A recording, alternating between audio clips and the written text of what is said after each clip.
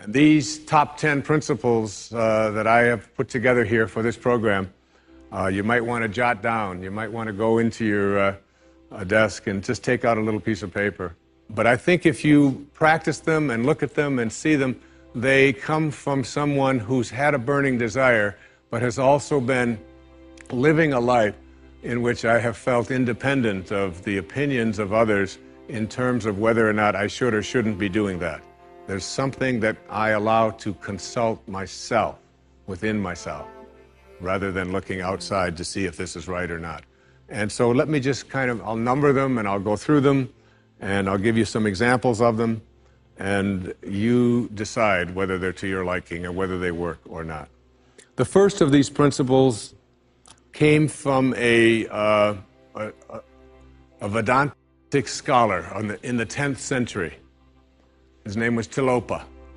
It's not exactly bestseller books, but it's the kind of thing that really excites me, because I think of going back 1,000 years or 2,000 years and reading what some of the greatest minds had to say and how open they were to the potentiality that each and every one of us have for greatness. And this first principle says, as Tilopa put it, have a mind that is open to everything and attached to nothing. One of the central principles of my life is that no one knows enough to be a pessimist about anything. And that each and every one of us, when we close our mind to what is possible for us or what is possible for humanity, closes off the genius that resides and lives in each and every one of us. Having an open mind doesn't necessarily mean finding fault with all of the things that you've been taught by others. It means opening yourself up to the potentiality and the possibility that anything and everything is possible.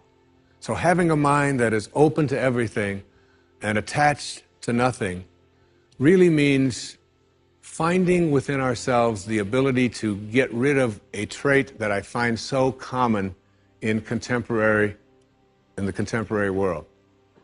Do you know that most people that I meet spend their lives looking for occasions to be offended?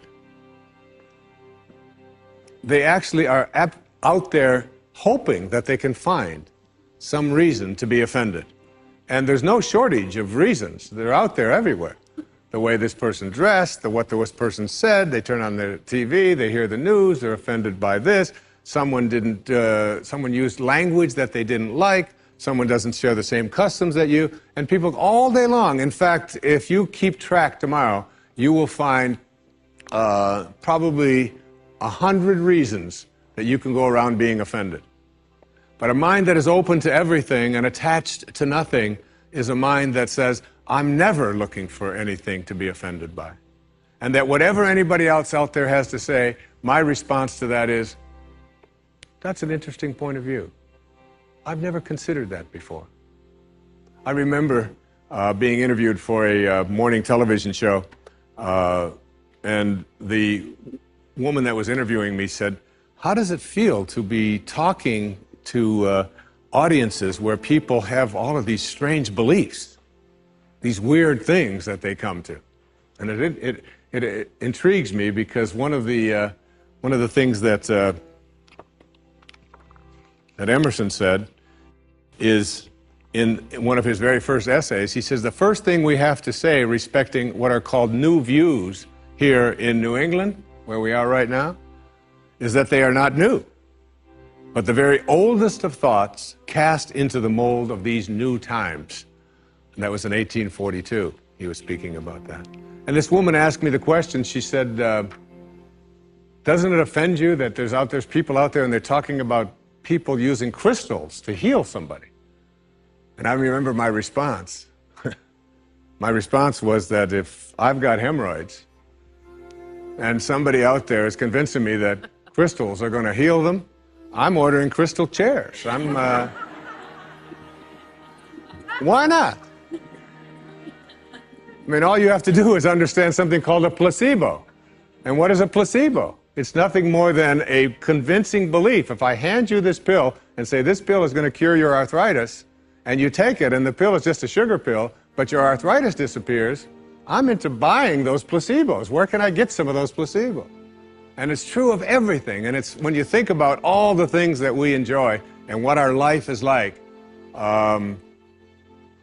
it took people who had a mind that wasn't closed to allow us to make the progress that we've made.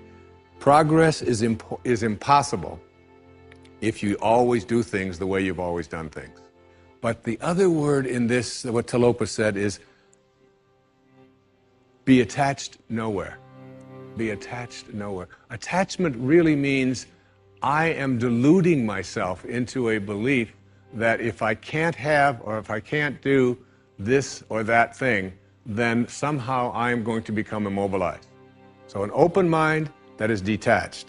In my most recent book, in A Spiritual Solution to Every Problem, I have an observation. And it's an observation from Anthony DeMello, a man I respect enormously, a priest, who, in The Way to Love, puts it this way. Here's a great test for your relationships, especially the relationships that you're in with those whom you love, not your children, but your spouses and your lovers and so on. Try this test on for size. 1, I am not really attached to you at all. I am merely deluding myself into the belief that without you, I will not be happy. And 2, and here's the toughest test for non-attachment. I leave you free to be yourself, to think your thoughts, indulge your tastes, follow your inclinations, behave in ways that you decide are to your liking. How's that for a challenge? And so what most of us do in our relationships and why they are not as successful as we would like them to be is that we become attached and we tell ourselves that if this person behaves in a way that I find offensive, then I can't be happy. I make my happiness, my fulfillment dependent upon those people that I love being what I think that they should be. And detachment doesn't mean being a victim. It just simply means I know that I can make my life fulfilled and happy by having a mind that is open to everything and attached nowhere. The second principle is a very simple principle. It says you can't give away what you don't have. Now, it sounds ridiculous, okay? But it's more than what meets the ear as you hear this. You can't give away what you don't have. People who are not good at giving away love can't give away love because they don't have it to give away. If I want to give you a dozen oranges, I can't give you those dozen oranges unless I go out and pick up 12 oranges someplace. Otherwise, all it is just empty rhetoric. And the same thing is true of virtually everything in your life. You can't give away love for others if you don't have love in here to give away. If what you have in here is contempt, if what you have in here is anger, if what you have in here is fear, then these are the things you're going to be giving away in your life.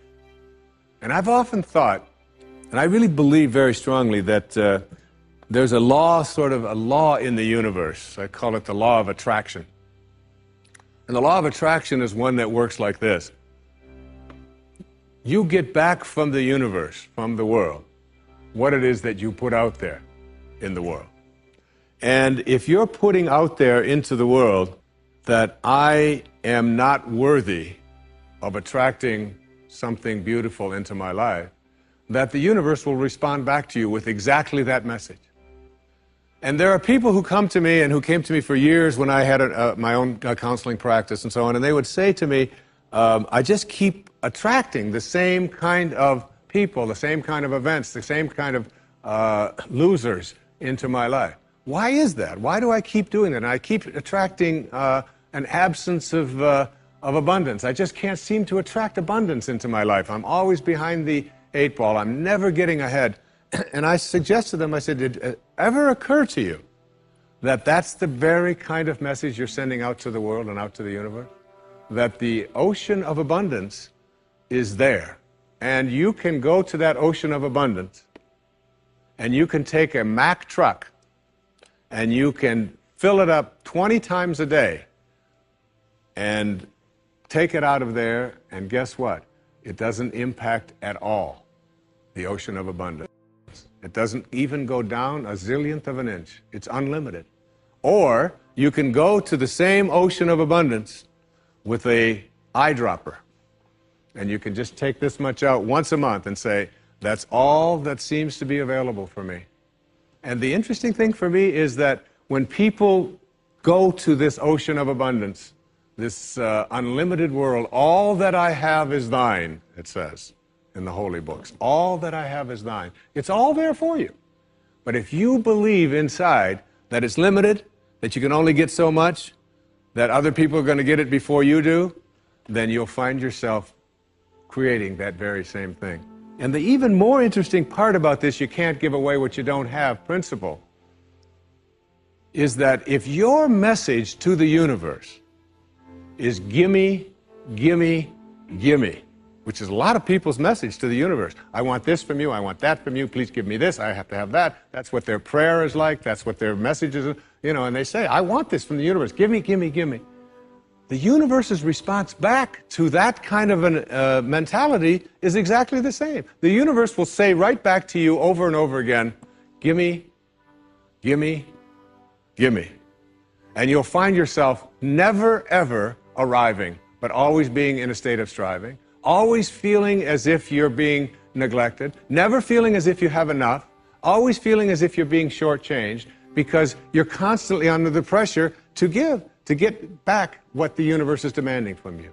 And the interesting thing about all of this, the irony of this, is that if you shift that and you say to the universe, to the world, how may I serve? How may I serve?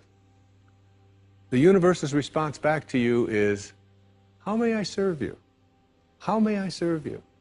And it's very intriguing. When you take your energy and your attention off of what you are demanding from the world, and instead saying, what can I give to the world?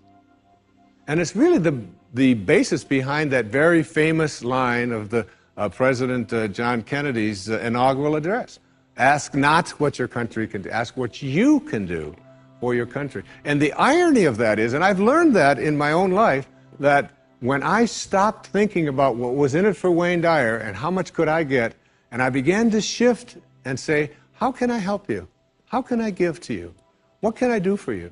And people who write to me, I send them something. When I encounter somebody that needs help of some kind, I'm very often just giving that to them. And then I find that it just keeps coming back into my life. And once I shifted that energy off of what can I have into what can I give, it seemed to me that the universe responded back with the very same message. What can I give to you? And the most incredible and wonderful and beautiful abundance has flowed into my life in every way that I can possibly think of. You can't give away what you don't have. So take a look at an inventory of what you do have. How much do you love yourself? How much kindness do you have in you? How much peace do you have in you? How much joy do you have in you? And if you're able to give that away as many times as you can in a given day, watch and see how much more of that continues to show up and come back in your life. Okay? The third principle is one of my very favorites. It's called, there are no justified resentments. And this is a very difficult principle for many people to get, but one that I believe very strongly in. I was in a group one time of drug addicts and alcoholics. And I was one of the people that was a sponsor and leading this group. And the sign on the wall said, there are no justified resentments in this group. And what I said to that group that night was, no matter what anybody says to you here, no matter what kind of anger comes directed towards you, no matter how much hate you may encounter showing up in your life, there are no justified resentments. Meaning that if you carry around resentment inside of you about anything or about anyone, and I'm talking about the person that you lent money to and hasn't paid you back, I'm talking about the person in your life that you feel was abusive in your life, I'm talking about the person who walked out on you and left you for somebody else, I'm talking about all of the things that you have justified in your heart and in your life that you have the right to be resentful about. And I'm suggesting to you that those resentments will always end up harming you and creating in you a sense of despair. I've often said that no one ever dies from a snake bite. The snake bite will never kill you. You cannot be unbitten. Once you're bitten, you're bitten. But it's the venom that continues to pour through your system after the bite that will end up destroying you. So now you have to take a look at all of the resentments that you may have in your life. And I'd like to suggest to you that I think there is a wonderful metaphor for this that I have created in my life for how to make this work. And I think that Regis Philbin is the one who's responsible for it, all right? My buddy Regis. There's a show called Who Wants to Be a Millionaire that has been popular all over the world. I'm in South Africa, it comes on, all right? I was in Australia, and they've got their own Australian version. And in Greece, they have the Greek edition of Who Wants to Be a Millionaire. And basically, this show has two levels that you have to get to. Now, the first level is the $1,000 level. And at the $1,000 level, you basically have to answer a question like, on your hand, you have some digits. Those digits on your hand are called your feet, your nose, your ears, your fingers. And everybody who ever goes on the show has this horrible dread that they're going to go out on one of those questions, right? So basically, in order to get to the $1,000 level, all you have to do is answer 5 pretty simple questions in order to get to the $1,000 level. Now, on this program, the $1,000 level for you in this metaphor means that you will leave with something if you get this. At least get this. This is the $1,000 level. You must send blame out of your life for any conditions of your life. Blame has to go. All right? Now, blame means if you're sitting there with a disease, you say without guilt, it's mine, I take responsibility for it. This means that if you have been through any tough circumstances in your life, this means if you have a minimal amount of financial security in your life, this means if your children don't get along with you, this means that if your neighbors are taking up a petition to get you out of the neighborhood, whatever it might be that's going on in your life, you name it, and everybody across this great country and across this world has a series of these things that you're willing to say, I am here because of the choices that I have made right now. I'm willing to say that. Even though it's difficult, and we know it's really not your fault. We know really there's a lot of people out there who are really bad, all right? But you're willing to say no blame. That's the first level, all right? That's where you understand no justified resentment. And then on the Who Wants to Be a Millionaire show, there is what is called the $32,000 level. And the $32,000 level is not only an opportunity for you to walk away with a sizable amount of goodies, which you can walk away from tonight in this program, but it also is the door opener to multi-wealth. But you got to get to this in order to have an opportunity to move into these transcendent levels, all right? Millionaire spiritual status, all right? You got to get through these next 5 questions. And this $32,000 question, or level rather, comes to this. It came to me from a quotation that I used in the writing of a spiritual solution to every problem. I read a book that was written a couple of thousand years ago by Patanjali, the Yoga Sutras, the aphorisms of Patanjali. And one of those sutras, one of those aphorisms, observations that this brilliant man made almost 2,000 years ago was this. He said, if you become steadfast in your abstentions of thoughts of harm directed towards others, all living creatures will cease to feel enmity in your presence. Now this translates to blame, pretty basic, no more blame. I'm just not going to assign responsibility to other people for where I am, because now I have an opportunity to get rid of it. If I think someone else caused it, then I've got to wait for somebody else to change in order for me to get rid of it, and you might wait forever for that. But if I take responsibility for it, I can do something, including move on, which might be the most important thing to do. But at the higher level, when there are no justified resentments, what you are doing is what St. Francis did, Francesco. What you are doing is you are at a place where you are sending love in response to hate. You are literally saying, no matter what comes my way, I am going to be steadfast in my abstention of thoughts of harm directed toward others. I'm going to work hard at, no matter what comes my way, having it come out of me what I want to come out of me, and that is love, and that is a higher energy.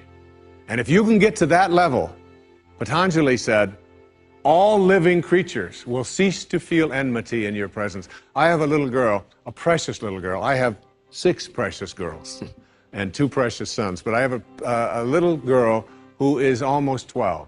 And she loves animals like no one I've ever met in my life. I mean, her whole life revolves around animals. And when we walk in the woods, butterflies avoid me, fly away from people around, and they come and they land right on her arm. And it happens all the time. All living creatures. She couldn't have a thought of harm directed towards any living creature. And Patanjali said to us, all living creatures will cease to feel fear or enmity or anger in the presence of those who can send love in response to hate. That's what I mean when I say there are no justified resentments. What I'd like to do, I'd like to share a little story here with you. It's a very tender story. It was sent to me by someone who sends me beautiful things in the mail. And I call it the Teddy story. And I'd like to read this to you, if I can do it without tearing up. And this story illustrates this as well as anything I've ever seen. There's a story many years ago of an elementary school teacher. Her name was Mrs. Thompson. As she stood in front of her 5th grade class on the very first day of school, she told the children a lie. Like most teachers, she looked at her students and said that she loved them all the same. But that was impossible, because there in the front row, slumped in his seat, was a little boy named Teddy Stoddard. Mrs. Thompson had watched Teddy the year before and noticed that he didn't play well with the other children, that his clothes were messy, and that he constantly needed a bath. Teddy could be unpleasant. It got to the point where Mrs. Thompson would actually take delight in marking his papers with a broad red pen and making bold X's and then putting a big F at the top of his papers. At the school where Mrs. Thompson taught, she was required to review each child's past records, and she put Teddy's off until last. However, when she reviewed his file, she was in for a surprise. Teddy's first grade teacher wrote, "Teddy is a bright child with a ready laugh. He does his work neatly and he has good manners. He's a joy to be around." His second grade teacher wrote, "Teddy's an excellent student, well liked by his classmates, but he's troubled because his mother has a terminal illness and life at home must be a struggle." His third grade teacher wrote, "His mother's death has been hard on him. He tries to do his best, but his father doesn't show much interest and his home life will soon affect him if steps aren't taken." Teddy's fourth grade teacher wrote, "Teddy's withdrawn and doesn't show up much interest in school. He doesn't have many friends and sometimes he even sleeps in class." By now, Mrs. Thompson realized the problem and she was ashamed of herself. She felt even worse when her students brought her Christmas presents wrapped in beautiful ribbons and bright paper, except for Teddy's. His present was clumsily wrapped in heavy brown paper that he got from the grocery bag. Mrs. Thompson took pains to open it in the middle of the other presents. Some of the children started to laugh when she found a rhinestone bracelet with some of the stones missing and a bottle that was 1/4 full of perfume. But she stifled her children's laughter when she exclaimed how pretty the bracelet was, putting it on and dabbing some of the perfume on her wrist. Teddy Stoddard stayed after school that day just long enough to say, "Mrs. Thompson, today you smell just like my mom used to." After the children left, she cried for at least an hour. On the very day, she quit teaching reading, writing, and arithmetic, and instead, she began to teach children. Mrs. Thompson paid particular attention to Teddy. As she worked with him and his mind seemed to come alive, the more she encouraged him, the faster he responded. By the end of the year, Teddy had become one of the smartest children in the class, and despite her lie, became one of her teacher's pets. A year later, she found a note under the door from Teddy telling her that she was still the best teacher he ever had in his whole life. 6 years went by before she got another note from Teddy. He then wrote that he had finished high school third in his class, and she was still the best teacher he ever had in his whole life. 4 years after that, she got another letter saying that while things had been tough at times, he stayed in school and stuck with it, and would soon graduate from college with the highest of honors. He assured Mrs. Thompson that she was still the very best and favorite teacher he ever had in his whole life. Then 4 more years passed, and yet another letter came. This time he explained that after he got his bachelor's degree, he decided to go a little further. The letter explained that she was still the best and favorite teacher he ever had, but now his name was a little longer.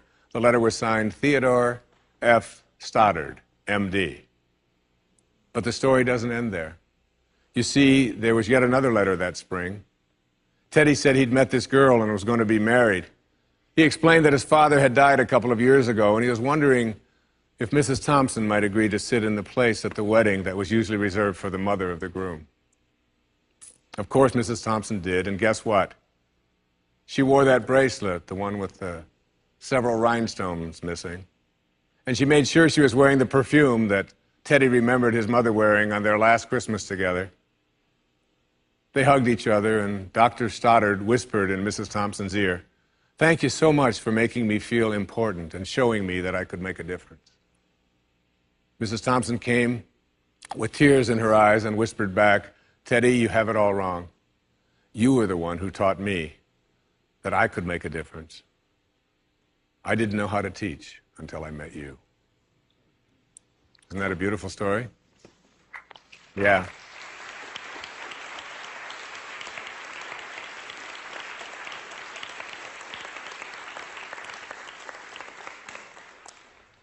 That symbolizes there are no justified resentments.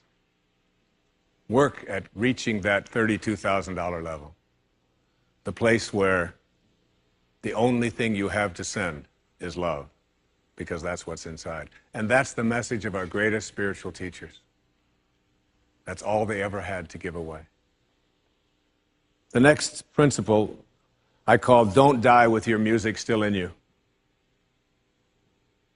And who better to quote than Thoreau right here in Concord when he talked about some of us hear a different drummer, and we must march to the music that we hear. But all of you, everybody watching, everybody here in this beautiful parish, All of you have some music playing. And all of you have a heroic mission. There's no accidents in this universe. We all show up here with a purpose. There's an intelligence that is a part of everything and everyone, and all of us are connected to it. And too many of us are afraid to listen to that music and march to it. You out there,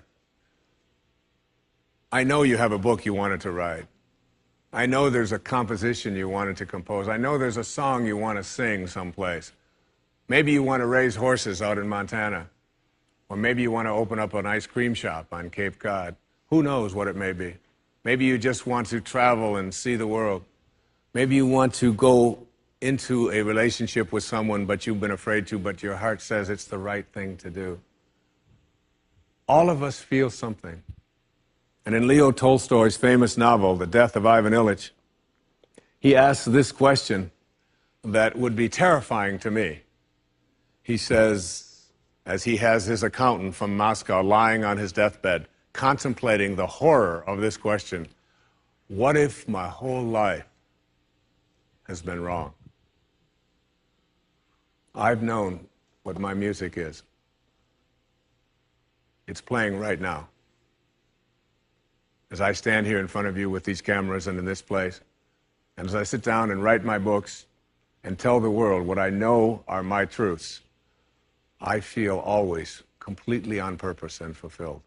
And no time will I ever come to the end of my life and say, what if my whole life has been wrong?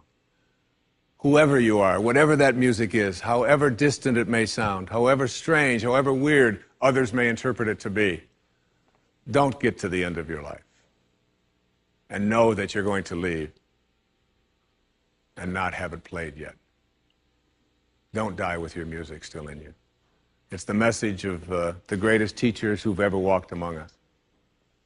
It's the message I give to you today as one of the principles for success and peace in your life.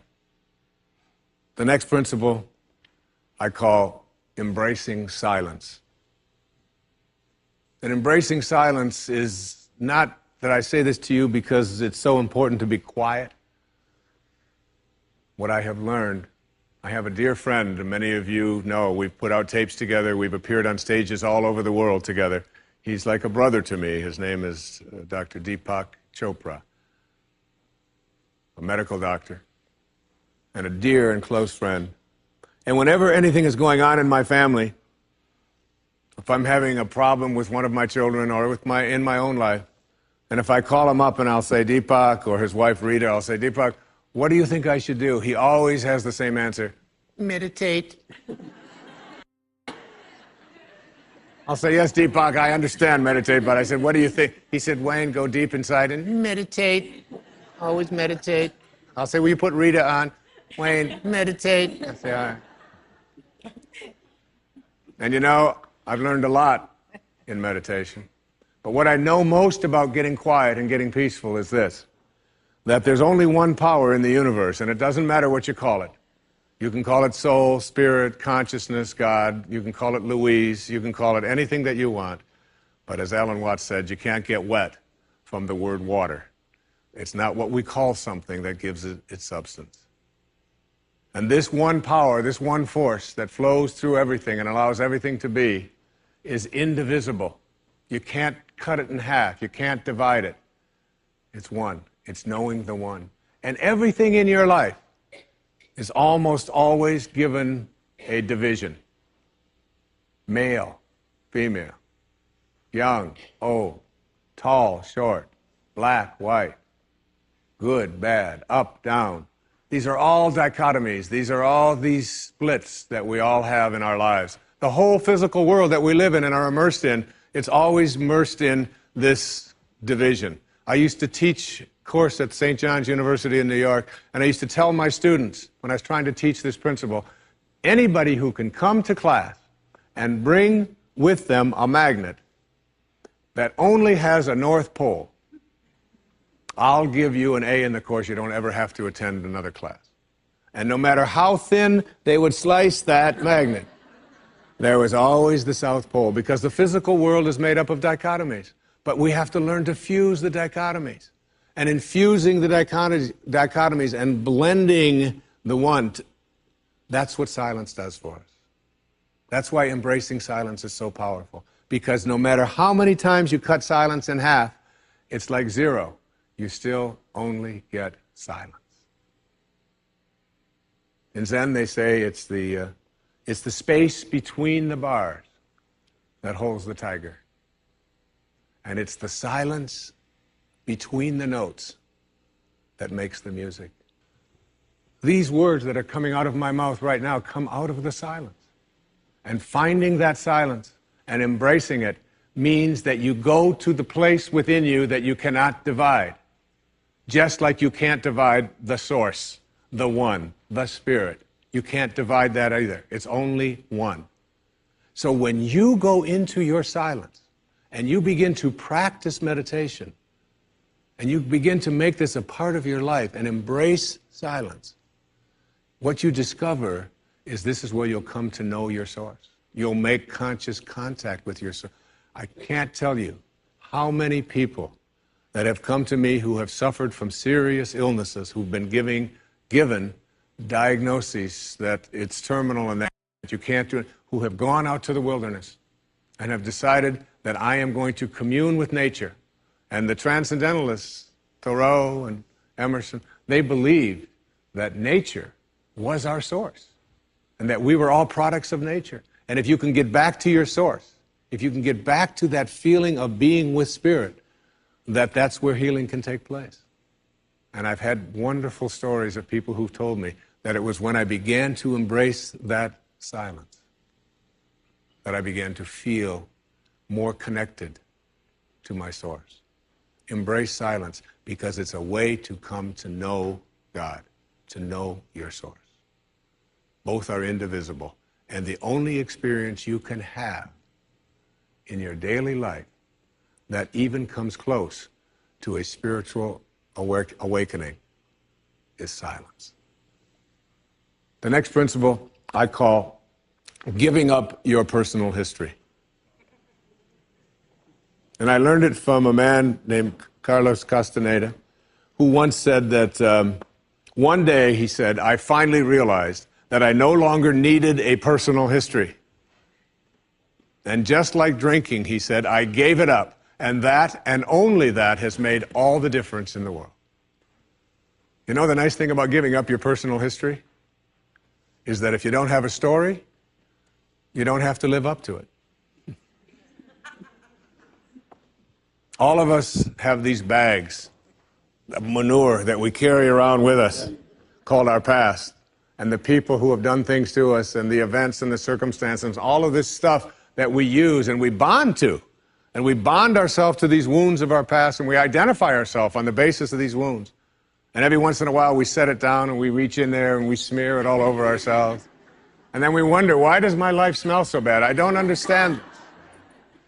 When in fact, the now, this moment, merging yourself into the now, means that you may have been in a relationship. I had a woman from Holland who came over to see me, whose husband had left her after 25 years. She had 4 children, and she just had been on the verge of suicide. And she was losing weight, and she was depressed, and she was taking all kinds of drugs for it, and she was getting sicker and sicker because she just couldn't get over it. And she came to a book signing that I was doing at a bookstore down in Florida. And she said, you've got to say something to me. You've got to say something to me that will help me to get over this. And I told her this line. I said, give up your personal history. Merge yourself here, now, into this moment. And those 25 years are something, if you want to understand how to do it, think of your past as, oh, this hat. And this is your past. Now, you can't just set this thing down over here and walk away from it and give up your personal history, because you'll always have it there to look back at. What you do is you pick up your past and you embrace it. You understand it, you accept it as I had to go through these things that I had to go through in order for me to get to this place today, and the evidence for that is that I did. You don't need any more evidence. You did. And then you toss it. You toss it. You embrace it, and you toss it. And you merge into the now by giving up your attachment. And some of you have heard me use the metaphor of the wake. Alan Watts talked about the wake is not what drives the boat. The wake is just a trail that is left behind. That's all it is. And so is the wake of your life. And the wake doesn't make the boat go, and neither does the wake of your life, the reason why your life is going in the direction that it is. The wake is a trail that is left behind, and it's an illusion to believe that it is the cause of your suffering or your struggles or your difficulty. Give it up. Let it go. Embrace it, understand it, get help doing that if you must, and then move into the now. The next principle I call, it's from a line of Albert Einstein. He said, you can't solve a problem with the same mind that created it. In order to work at solving these things called problems in your life, you have to change your mind. It is your mind where they live. It is your mind that created them. There is where you experience them. They're all illusions. You must change your mind. Literally rewrite your agreement with reality. One of the things I had said earlier is that one of the most difficult things to do in the world is to admit that you were wrong. Admitting that you were wrong is nothing more than saying, I have been making choices with my mind that have created things in my life that are not working. And I no longer intend to continue making those choices. I was wrong. You don't have to make a declaration of it. You don't have to go out and feel guilty about it. You just simply say, it didn't work. The relationship that I was in before, I behaved in these ways. I didn't realize that it wasn't working for me. Now I do, and this is where I choose to be now. The secret of a successful relationship is, to me, understanding that you put your attention and your energy in a person on what you love rather than what you don't love. Robert Frost said it so beautifully.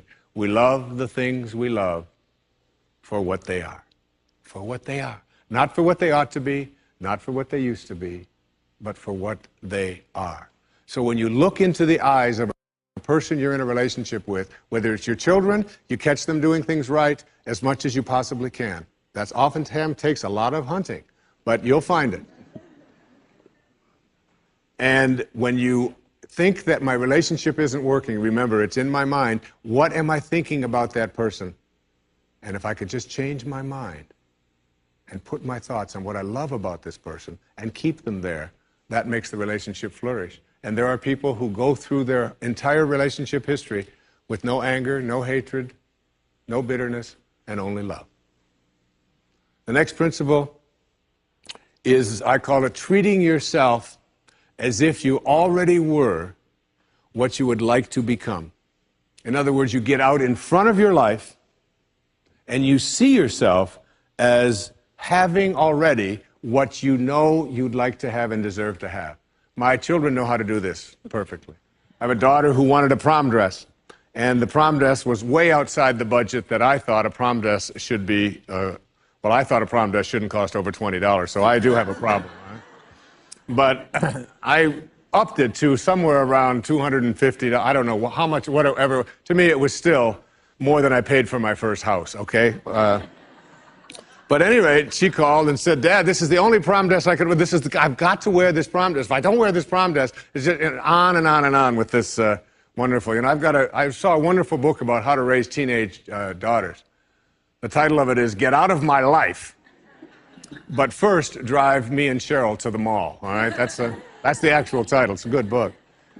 And so I told Serena, I said, it's just beyond the budget. I've got a certain amount of money that I'm willing to put for it. And she said, but I've already seen myself wearing it. I've already tried it on. I have a picture of myself in the dress in my living room, and I've already showed it to the guy who was taking me to the prom. I mean, it was this whole thing about, and she already saw herself in it. I said, well, if you see yourself in it, then you're going to have to also see yourself as earning the difference between what I'm willing to pay.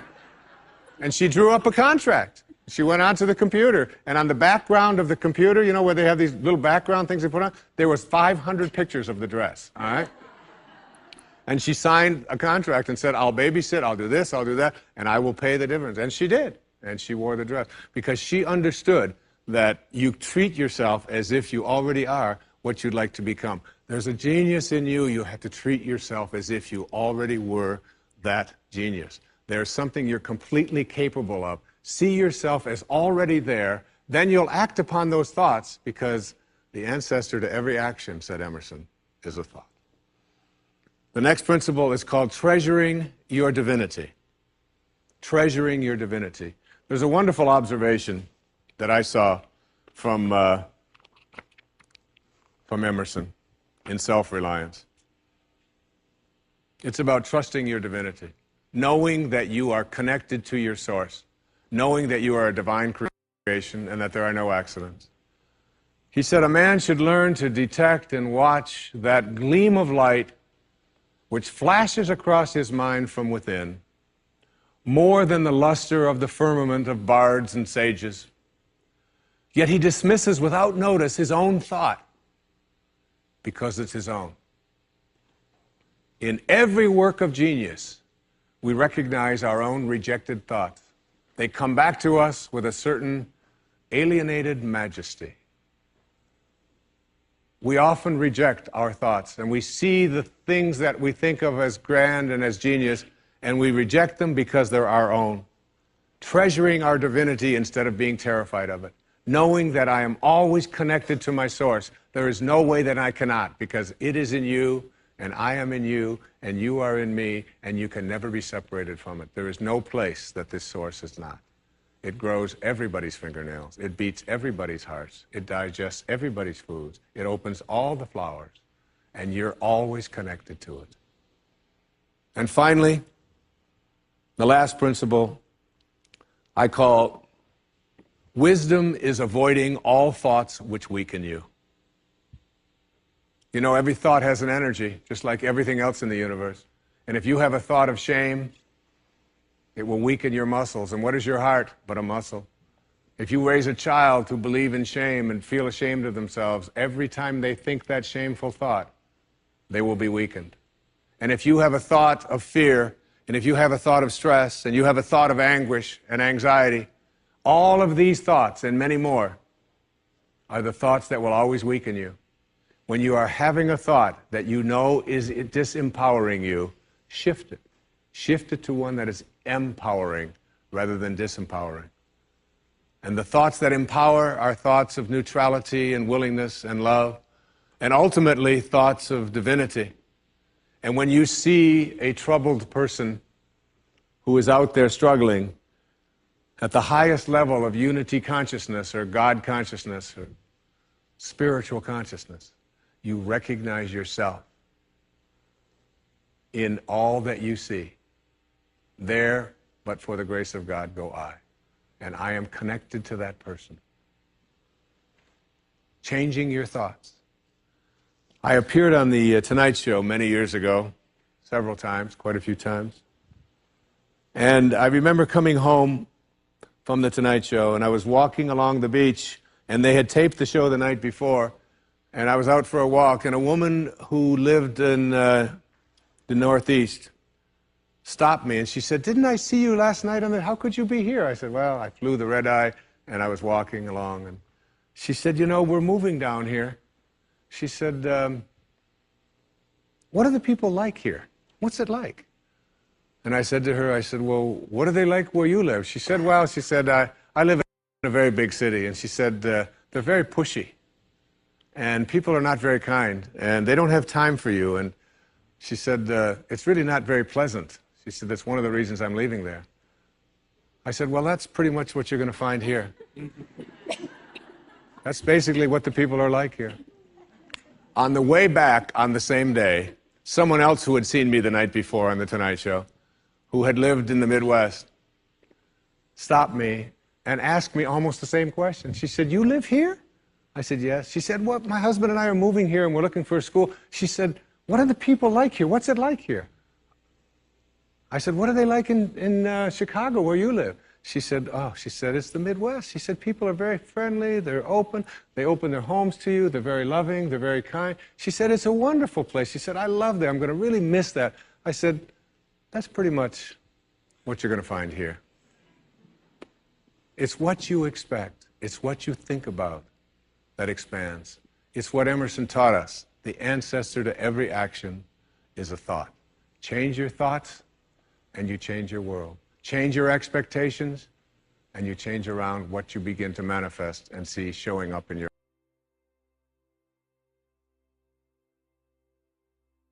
Thank you for dedicating your time to self-improvement, ready to take your personal growth to the next level. Subscribe for more videos that inspire and educate. Share your journey with us in the comments, and let's connect. Like this video if it resonated with you, and share it to inspire others.